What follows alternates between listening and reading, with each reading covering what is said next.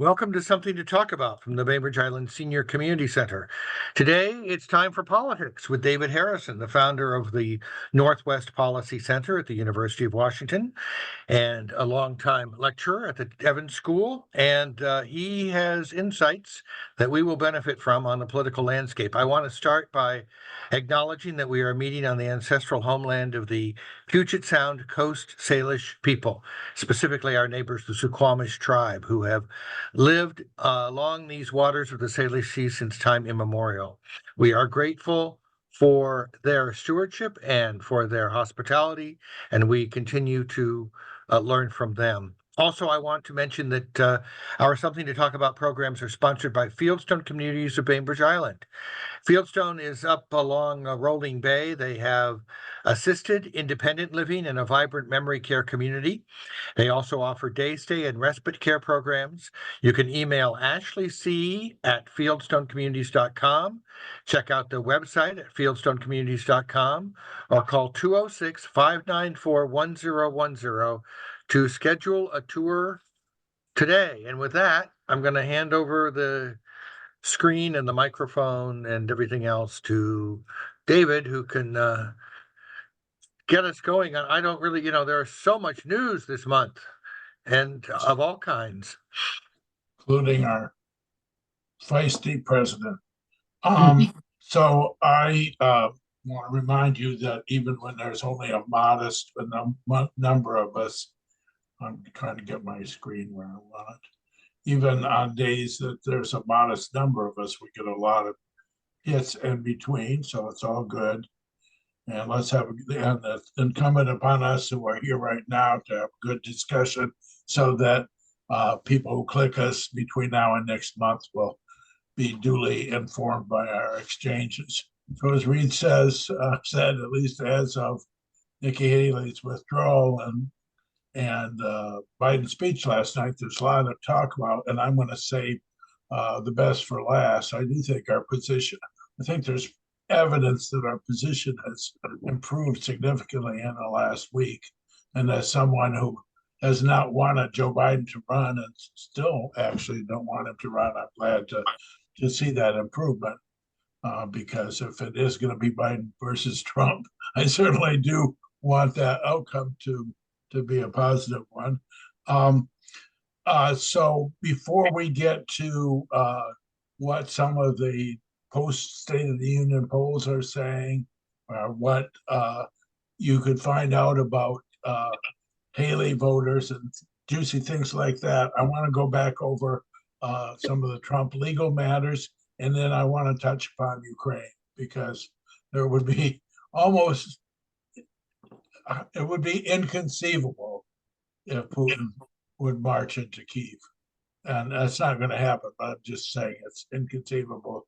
So there's a lot weighing on when we're going to provide Zelensky some more money, which I think is going to be relatively soon. But first, on the legal matters, something happened today, interestingly enough, and that is Trump got a bonding company to help him post a $90 million bond on the E. Jean Carroll's case. What's interesting about that is it's only for this appeal. Basically, in New York state law, if you're appealing a civil penalty, you have to appeal it. You've got to put up a bond that shows that you can pay if the appeal is unsuccessful. So he put up that bond today through an international bonding firm. So he's already deep into it because that kind of $90 million transaction is not trivial.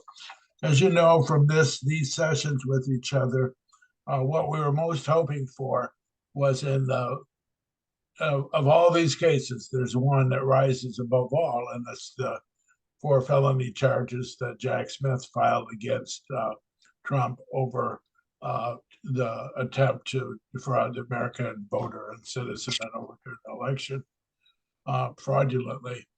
A lot of us was hoping, and I said on this screen, that I thought that the Supremes might accept the ruling by the appellate court that ruled Trump had not a shred of immunity from prosecution.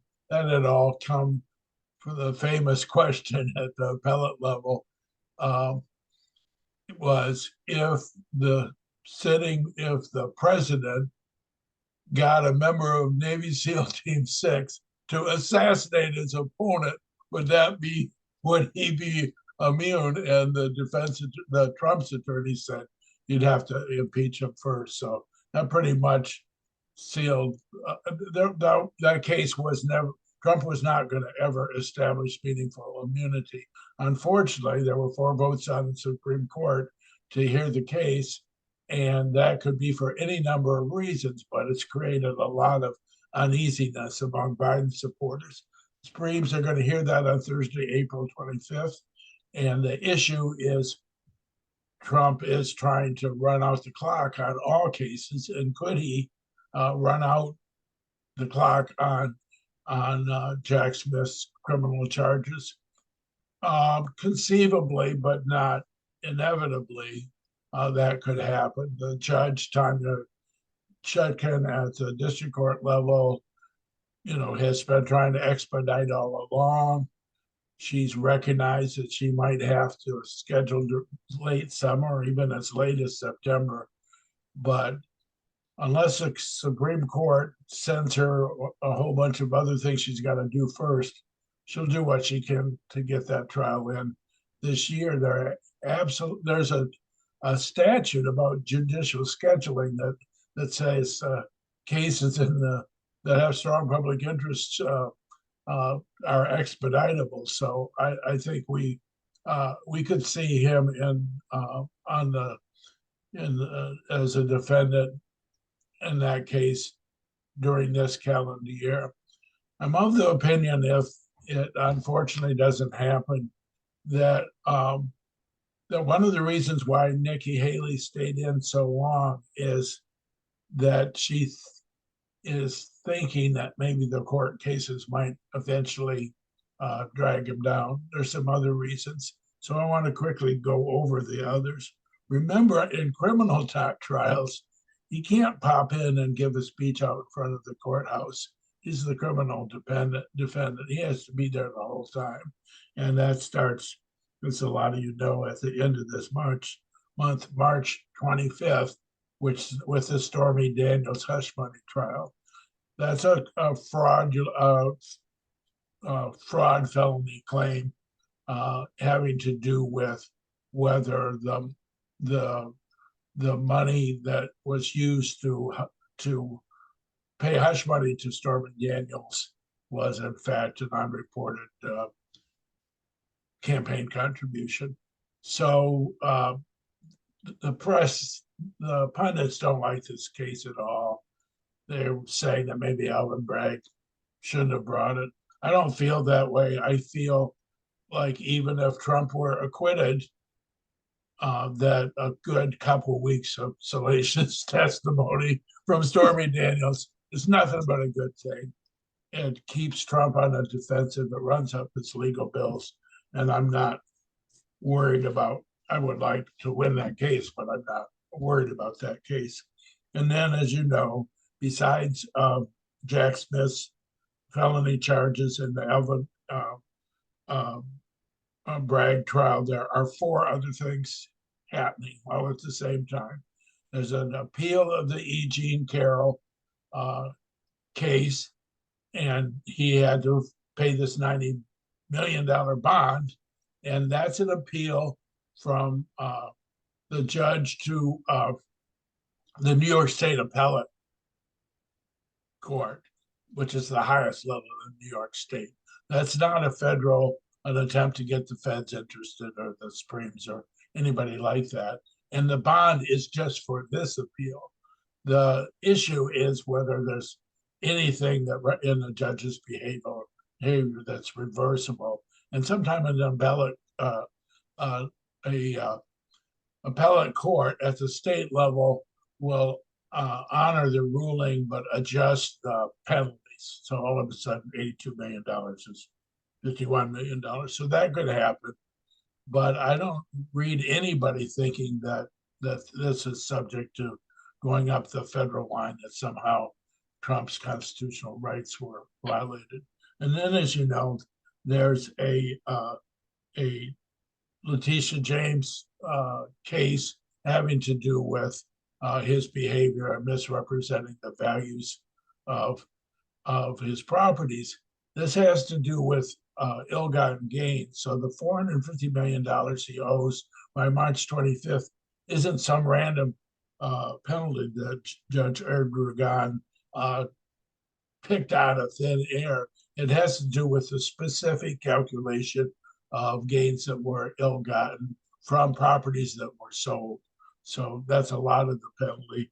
And he has till March 25th to either put up a bond for that $454 million or pay it or put it or just hand over $450 million. Letitia James has said she'll seize property. If he doesn't, the bond, which he'll get, will allow him to appeal. And then we're right back to the same question. Are there grounds on which he could win that appeal? Seemingly not, because you'd have to point to some reversible error by the trial judge.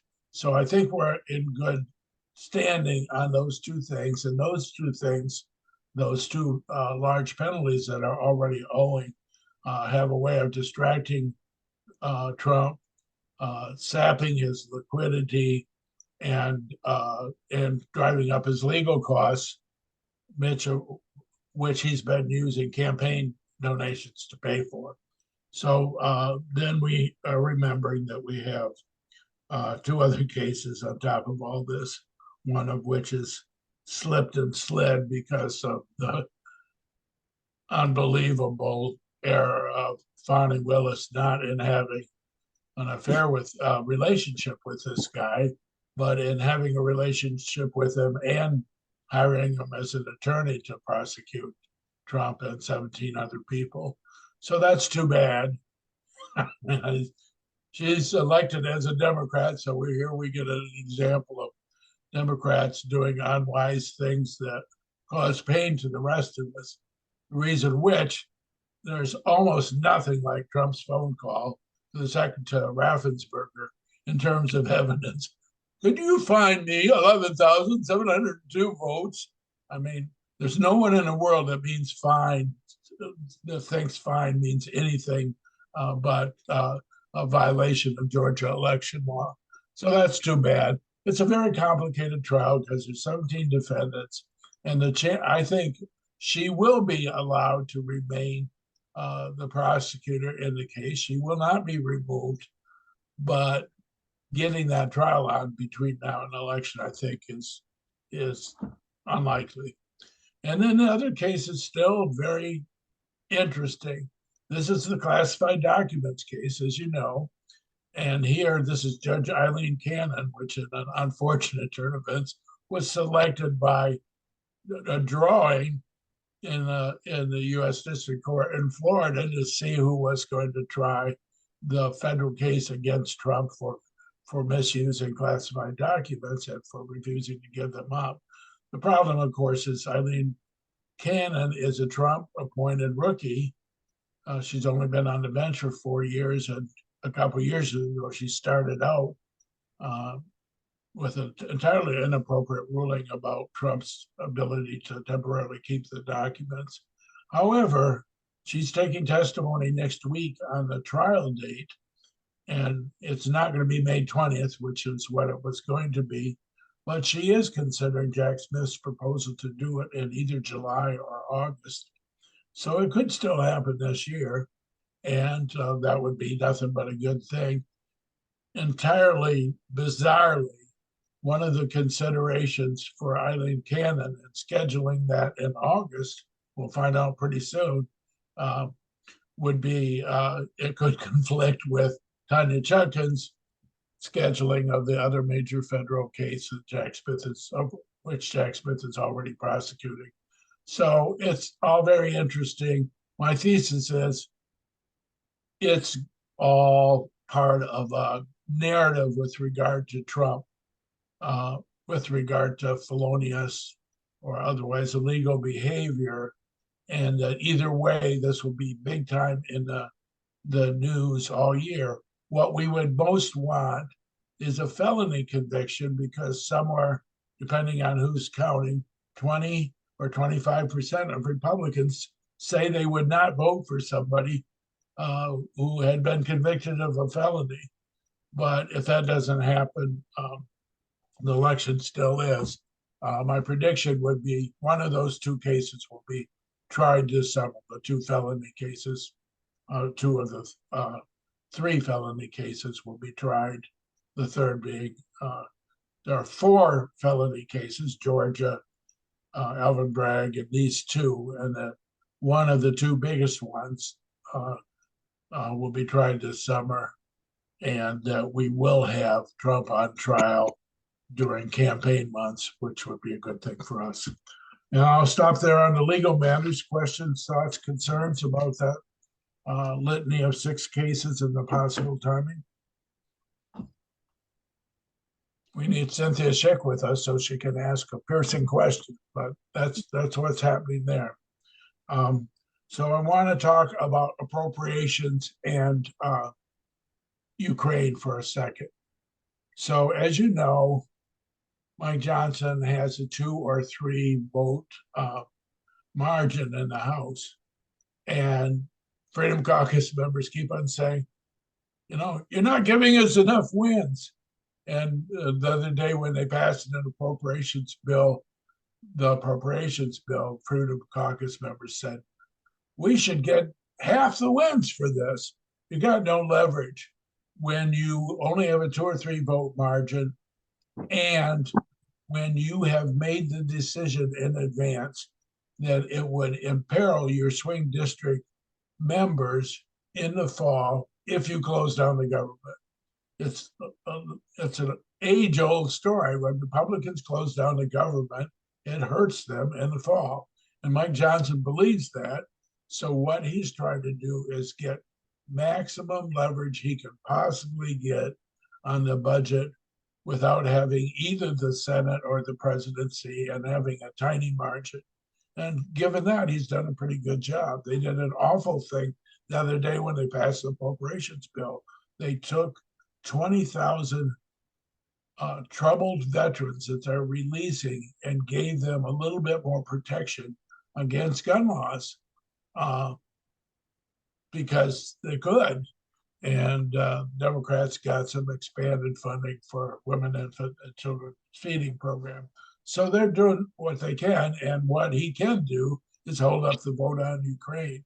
When that vote happens, they'll get 300 votes. And what Mike Johnson does, as you know, is his leverage is scheduling the vote. So some of you know about the discharge petition. If more than half of the Congress signs it, they can pull that vote forward. And Republicans wouldn't do that because they'd get killed, but they can threaten it, and Mike Johnson can listen to the threat. So the word is he's already told Foreign Affairs Committee Republican Chair McCall and others that he is going to move forward. So the sequence is going to be this. They're going to pass the second set of appropriations bills with Hakeem Jeffries giving them the necessary votes.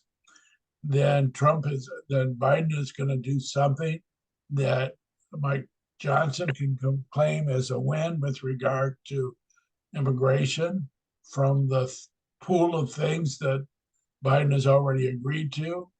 And then the House members will change the Senate bill a little bit to give Ukraine a little bit less money than the 70 or 80 billion that Biden was giving them.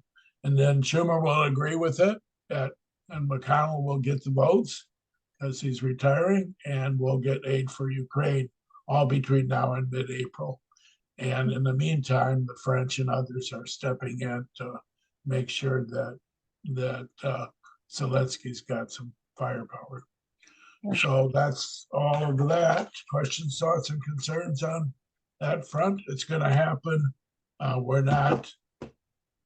It's amazing that a third of Ronald Reagan's alleged party would not want to support or up toward 40% aid to the great Ukraine. I mean, I'm not a believer in people turning over in their grave and spinning in their grave and all that. But he was the guy who said, Mr. Gorbachev, tear down this wall. So I think, as Biden mentioned, that seems to be a bizarre turn of events. Questions on this before we launch into the State of the Union? Do you think Trump had something to do with the decision, like, with the immigration decision? He told them, but do you think that his input to his members that love him in Congress? Absolutely. I think it's well understood that Trump blocks the Senate vote, and feeling that it would be disadvantageous to him politically for Biden to get a bipartisan win, however much Biden gave up, having to do with some serious questions about what you do when you're on asylum. But I think Karen's asking about the Ukraine vote. Is that right? Yes. I'm wondering why. I mean, we have evidence that that the former president favors Putin, and that will come up in our next discussion about the State of the Union. But that so many Republicans might fall in line about keeping money away from Ukraine. Is that more about just protectionism or anti-globalism? Yeah, I think Trump undoubtedly wants it both ways. Republicans have taken an official position that such money as is given to Ukraine should be given out more carefully and with more conditions and such. Could be that they believe that, and that's not just a smokescreen. The Republicans have a third of their membership in the House who are anti-globalists. So I'm not sure Trump is one of them. He's more of the position that nothing bad, including the American Civil War, would have happened if he had been allowed to intervene. And that's his position on all international conflicts. Well, I think also he seems to want to make a deal. He wants it to be transactional. So what does U.S. get out of it if we give them with Ukraine, with anybody, any international deal? Well, I think there are countries that have under-supported NATO in the face of us putting a lot of money into NATO. That's a legitimate. He hasn't used it as a legitimate policy argument, but they're underneath it. The 2% of GNP as a goal and not a requirement. But I think he truly believes that countries are playing us for a sucker. But I think he doesn't want Putin's tanks in Kyiv either. I think he doesn't want Biden to be successful. I think he's just trying to be the jerk that he is. Did you hear who he's hosting today? No, who? Prime Minister of Hungary. Oh, God. Urban. So wow. The most autocratic European. So anyway, I don't know. I would say that I don't think he has any deep felt desire for Putin to win in Ukraine. He just wants to say Ukraine would have been safe, or if he had been around. I do think he thinks Putin is mostly misunderstood, and I do think he has a little bit of romance with him because he's kind of an autocratic wannabe himself. Although I think he doesn't want to be Putin. I never believed that. Yeah. So what's happening now? So Biden was in on that podium for 10 seconds, and I said to Cindy, they've made a choice with regard to feistiness. He came in, this was a decision. This didn't happen by accident. You talk about what your political strategy is with State of the Union. And they decided rather than defending his age, that they would put him full bore, he decided, and try and respond to the age concern with basically a definition of the case for Democrats. And you read that whole thing, which I revisited this morning. It's really, other than an extra 15 minutes of stuff that you put in for different constituencies that shouldn't be in the State of the Union, the bulk of it, the 40 minutes, is as solid of a statement of what Democrats want as you could possibly get. And it's nicely articulated. With regard to the 13 attacks on Trump, they're very well chosen and very well articulated. Yep. As you know, he quoted what Trump said about Ukraine out of context. Trump said, I'd say the hell with them if they didn't, pay their NATO dues. And Biden did a short form of that. But the claims against Trump on taxing the rich and choice and globalism were all landed really nicely. And I think it was well crafted. I said to Cindy early on, I wouldn't do it exactly the same way. Sometime during that speech, I would stop for about 10 minutes and say, Democrats, Republicans, this is what we share. And I would have reached across that zone a little differently than he did. But I did think, and I think his fiery voice is a little, I don't know, I would ramp it down a little bit, but I think it worked quite nicely, and I think it recasts the election. So the election is going to continue to be two relatively unpopular candidates running in a rematch that the balance of the American public does not want. To the end, Nikki Haley polled better against Biden than Trump does. To the end, she was right that the first party that runs a different generation is going to be advantaged. And I think there are some Democratic pundits that think, depending on Joe's health during the summer and how things are going, that he could still throw it open to the nominating convention. I don't think he wants to by any means. I think the reason I have been wrong so far on that is it's the coolest job in the world if you're a politician. And just like Ruth Bader Ginsburg didn't leave the Supreme Court, Joe Biden wanted to be president when he was 40, and now he's president, and he doesn't want to stop being president. He's putting us at a huge risk. He could get nominated in August and fall over in September, and we would not have time to regroup. And that would make the president of the United States an autocratic felon. So he's putting us at risk. But on the other hand, at this particular moment, he acquitted himself well, and he's hitting the field with the bargain that you get, dear American independent voter, as I described to you these things, you're going to be less worried about me being old than you are about Donald Trump being unfit for office for other reasons. And I know you're worried about my age, but I'm going to make you worry a lot more about something else.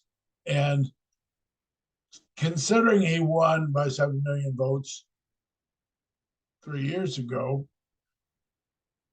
it's a bet that you could take. And right now it's a bet you have to take. So you don't really have any choice, but it's not a bad bet because, as we've discussed before, Trump's work with MAGA is anathema to independence. So it's it's like he's wanted to create a 40% club for a long time. And that's disadvantageous if you want to win a general election.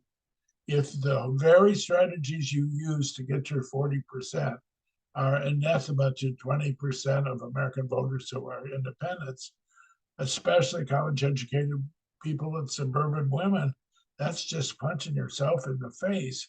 Um, and what is striking is if you look at polls, exit interviews and investigations of Haley voters in the primaries she ran in, including Super Tuesday, what do you find? You find that the percentage of people who are saying that they would never vote for Trump is lower in states that Trump's going to win by a lot anyway. So safe states, maybe 15 or 20% of those voters just saying, I voted for Haley, I'm not voting for Trump. And then up toward 30% in bigger states and states that matter more to the election of Haley voters are saying, guess what? I'm voting for Haley, I'm not voting for Trump. So what the analysts are fighting over is, what does that mean? How many people, how worried should Donald Trump be or excited should Joe Biden be about those numbers? Well, the first issue is some of the pundits want to say that always happens. Well, it certainly doesn't always happen when you're running against a former incumbent president. So they're talking about, Hillary's people were sad that Barack in 2008, or when did this all happen? Yeah. So they were sad that Barack got the nomination that Hillary wanted. And 33% of them in one poll said they weren't going to vote for Obama, and 15% stayed away, or some of them may have been Republicans in the first place, and they voted for Bush. So what those pundits are saying is, people always say that, and then they always go back home. I'm not so sure in the first place who's saying it, independents and suburban women. Where are they saying it? In swing states or states of interest to us. Where is home? Home is Donald Trump's home. They already know about that home. This is not somebody saying, I need to learn more about Barack Obama because he's an untested young senator from Illinois. This is somebody talking about their former president they're not going back to. I would not discount that. I think it's our leg up is what Haley did. So now we're going to, so why did Haley spend another month taking down Donald Trump, way beyond the normal behavior of a primary candidate, where you're supposed to say, well, I still endorse you, and I know you called me bird brain, but I'm going to ignore that, like DeSantis did, and kissed Trump's ring right at the minute. Why didn't Haley do that? Well, I think we know. I think, for one, she is a globalist. She was our ambassador to the United Nations. She thinks Trump is wrong on isolationism, and it's a big deal for her. She's from an immigrant family. It's a non-trivial matter for her. Secondly, she was in meetings with him. Guess what she knows that you don't know? She knows that in a meeting on international relations, he's a big old zero. He doesn't know what he's talking about. Thirdly, he insulted her husband, who was on active duty. I mean, this is not a good thing. So, and fourthly, she thought there was an outside chance that the wheels of justice would speed up, and that by June, she would still be alive and Trump would have a full court schedule. And one last thing, she doesn't think picking on Trump in the way she did. Remember, she never said he was, she mostly said, chaos follows him and we're going to lose if he runs. She thinks that will be forgiven in 2028. and that she will still be able to run for president without being disqualified by MAGA. So she might be right or wrong about that. So for all those reasons, she stayed in another month, and she might as well have been meeting with Joe Biden on a daily basis. It was great, and it weakens Trump's support among independents that she articulated basically why he shouldn't be president. So I think that's that, and the State of the Union put us on somewhat different footing. We can still lose this election. I don't think we're going to, but we certainly could. That would be awful.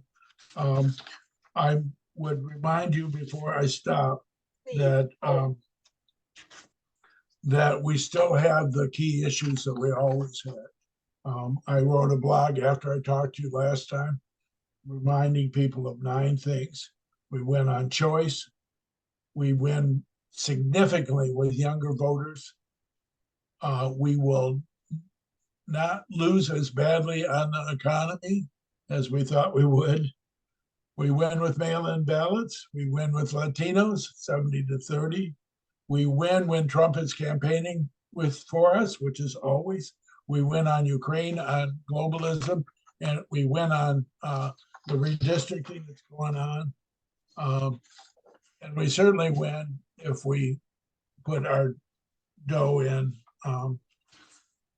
now. I think early investment is definitely the way to go. I had one little piece of data from State of the Union that I'm searching for. Here we go. CNN, some of you have already looked at this. Everybody's doing State of the Union reactions, but only CNN grabbed 529 speech watchers in advance and polled them both before and after the speech. That's great stuff. That's what you want to hear. Going in, 45% of those polled said Biden was moving the country in the right direction. After the speech, 62%. Wow. Before the speech, 51% said he could carry out his duties appropriately. After the speech, 68%, with a huge shift in the independents being polled. 41% going in saying that he does good work on the economy, 61% coming out. So that's what you need to know. I mean, sure, sample of 529. What you want to know is that those could all be Democrats or all Republicans. It wouldn't matter. What you're looking at is the difference between before and after the speech of the same 529 people. That's just juicy. That's what's giving us hope today on March 8th, 2024. Questions and thoughts about any of these matters? Sheila. Yeah, I just had sort of a wonderful feeling last night after the State of the Union meeting speech. I'm sitting on, on my lovely recliner watching Biden down there, shaking hands forever. Forever. I don't remember that happening at other State of the Union speeches, that the president stands down there for half an hour. I don't know. He was down there forever. Well, I'm sure somebody timed it. It's longer than usual, and Barack Obama's personality. I mean, I'm sure after 10 minutes he was thinking, "Don't I have to give a speech up there on the rostrum?" But Joe Biden has been a great handshaker since he was 40. I mean, he was a senior member when I worked in. Seems like he was pretty senior when I worked in D.C. in '82. Well, he was a member anyway. He's been there forever, and he knows how to go one-on-one with people, and it's not artificial. It's his personality. Whereas a lot of electeds are better at it than they just make themselves do it, and it's not their natural. You can really tell he's if enjoying you himself talk to down Maria, she's very comfortable talking with you, but it's not like what she would be doing if she wasn't a senator. I mean, she's a more private person than Who? Cantwell.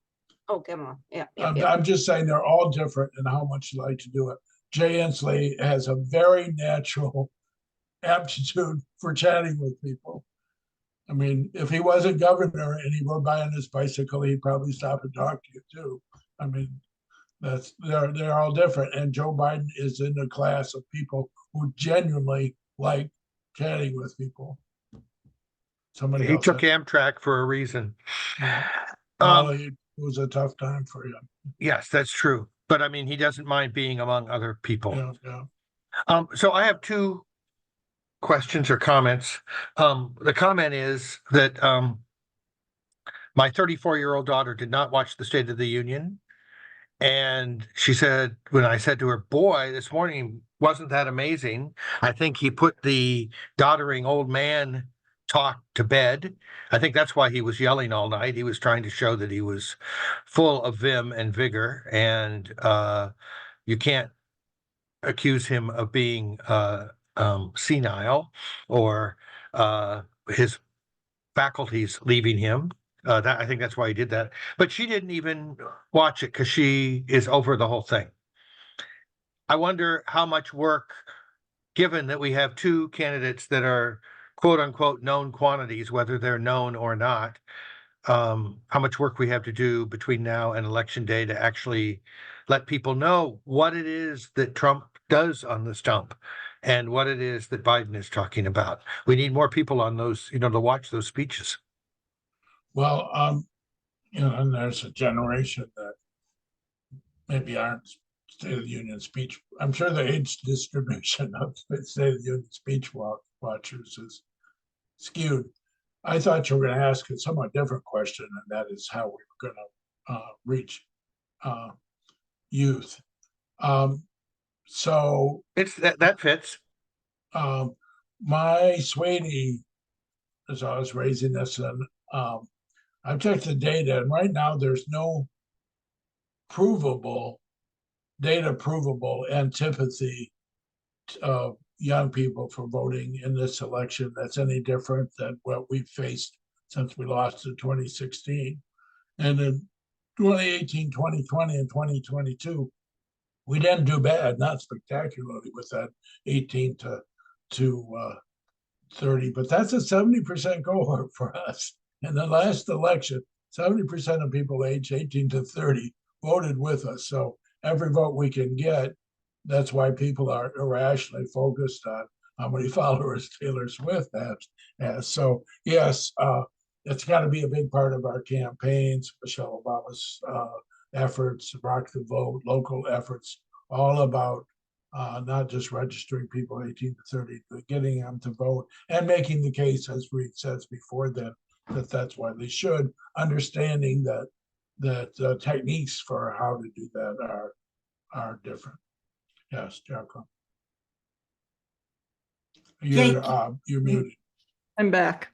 Yeah. I'm just saying that the most important work we can do is get those young people to vote, people of color and women. And it's one of the reasons I'm always touting the MVP group, that Movement Voter PAC, because they specifically focus on boots on the ground organizations that have success in their communities, specifically at getting those voters to vote. And it worked in New York and it worked in Pennsylvania. And that's our hope, is getting people have to get to the ballot box. So in this last blog, I did 15 links, and I got several emails from people on not linking to the Movement Voter Project. Yeah.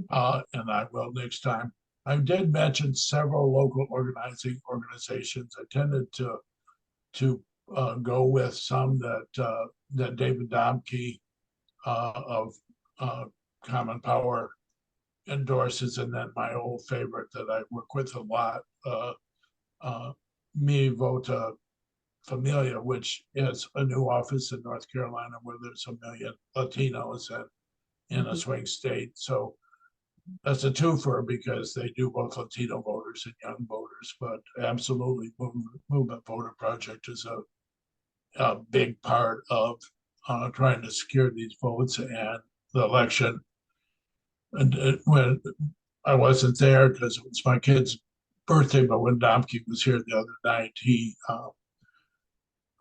emphasized the narrow margins in states that we have to have. And of course, if we registered young people and Latinos and choice angry women like we should, we'll win all those states.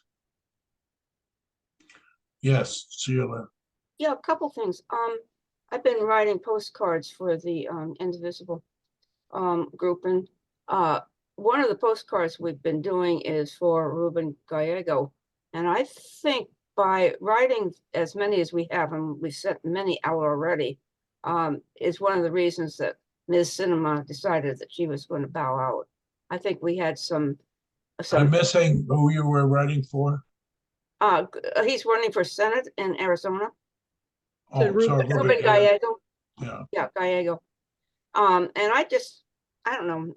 I'd like to pat ourselves on the back for that, because I think writing those postcards, I know, made a difference in Wisconsin, because my dear friend in Wisconsin, who is chairman of the All Votes Are Local group in Wisconsin, says that I asked him about that, and he said, I have no doubt that sending out 1,000 for Janet Prozowitz, who got on to the Supreme Court, made a difference. The phone, that 1,000 from our Kitsap County went out there. The other thing I wanted to mention was one of the postcards that I've been doing, which is very disturbing to me, having lived in Pennsylvania for a few years, that people have to apply to vote in Pennsylvania annually for all elections. They have to go online, pick, and absentee ballot and mail it for mail. This is for mail-in ballots. Okay. For mail-in ballots, they have to register. That's disturbing to me. That's the way it was. Well, so on these three things. So the press was saying that when Kristen Sinema withdrew in Arizona, it complicated things. Absolutely not. It's head to head with Gay, our candidate, makes it even more likely that we will win, I think. Secondly, on the power of postcards, because we've been doing them now since 2018, hundreds of millions of postcards, the research has been done, and I think the research is solid. The postcards matter. They're part of a theory of repeated mentions. You're trying, if you're a candidate, to get into the voter's head in several times and in several different ways. So what a postcard does is provide an all new way to get that mention in somebody's head. So sure, somebody's going to throw it away and be indifferent to it, but that's true of all campaign promotion. I think the postcards are an all new tool, and that they don't replace any of the other tools, but they've been an excellent tool from 2018. And I had a point on your third point, which was, what was the third thing? It was Pennsylvania. You have to, for mail-in ballots, you have. Oh, yeah.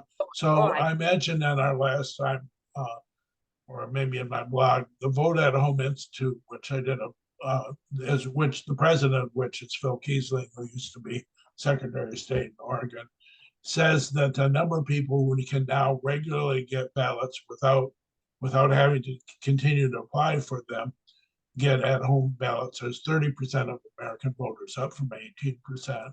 So that's good progress.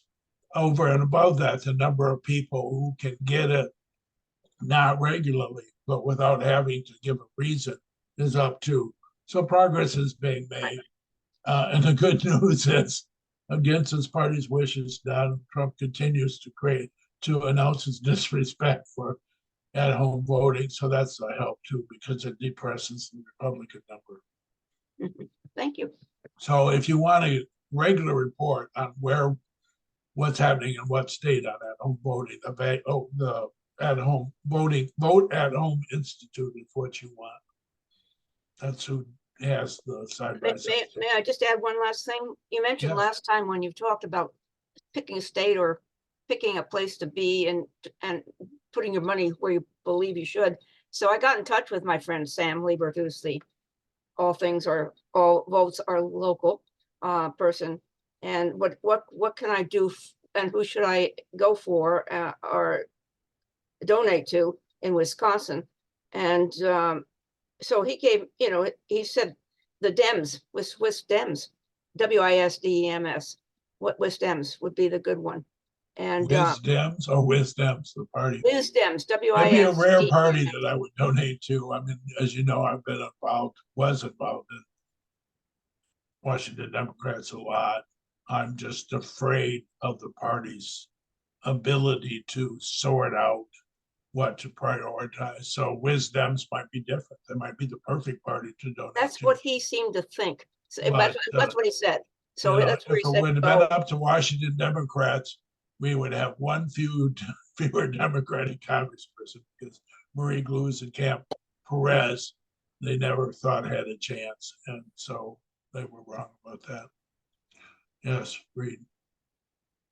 I saw some press earlier, right before the State of the Union, about Bernie Sanders, who had a pretty strong youth following, giving advice to Biden about the State of the Union and advising that he use sort of the Roosevelt "I welcome their hatred" approach from the dais, and it seemed as though he did seem to echo a little of that, as you say, true blue priorities to Democrats with an edge. He kept saying he loves corporations. There are a lot of corporations in Delaware, but there's a limit. Well, I think to me, it's all about the independent vote. So obviously there are different strategies and there are young people who are progressives and are not interested in the same things as independent voters are. Would say this, that I thought he used Roosevelt very effectively to then turn around toward the insurrection. But I think with young progressive voters, the investment in climate change was huge. The single largest government investment in fighting climate change in the history of the universe. So hopefully they'll acknowledge that. But as I say, there's no data that says they won't. And those are our votes to win, our people to register, our votes to get to the polls. The idea that we're miles behind isn't borne out by the data. On the other hand, we're running against somebody that's older than many of their grandfathers, so older than me, by God. We need to have that special challenge in front of us. And all these cohorts that vote for us, we need to understand that we work relentlessly for that between now and November. We've always given to Kim Schreier, happily do, we give to Perez, but nationally, we give to organizing and get out the vote more than we do to individual candidates. Shall we leave it there this month?